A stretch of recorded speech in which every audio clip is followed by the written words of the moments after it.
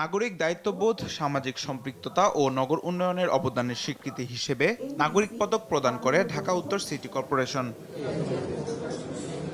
অনুষ্ঠানে পরিবেশ উপদেষ্টা সৈয়দ আলী রানা হাসান বলেন, ক্ষমতা জনগণের কাছে নিতে চাইলে গণভোটে অংশ নিতে হবে, আর দেশে গণতন্ত্রের জন্য প্রত্যেক নাগরিককে নিজেদের অধিকারের ব্যাপারে সচেতন হতে হবে। আমরা ভালো নেতা দেখে যেন ভোট দিই।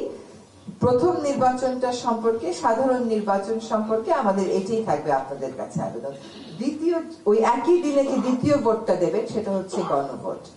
এটা হচ্ছে বাংলাদেশের ক্ষমতার যে ভারটা আছে সেই ভারটাকে শাসক গোষ্ঠীর থেকে জনগণের দিকে বাঁক খাওয়ানোর একটা সিদ্ধান্তের সময়।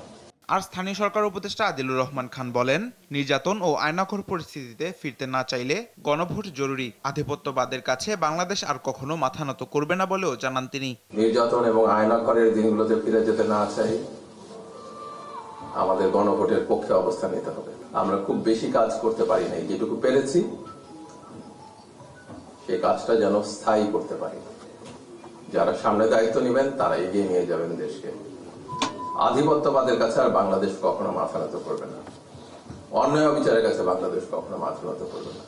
ভবিষ্যতে বাংলাদেশ আর অন্যায়ের পথে হাঁটবে না এমন আশাবাদও জানান স্থানীয় সরকার উপদেষ্টা। তামিম মাহবুব, দেশ টিভি, ঢাকা।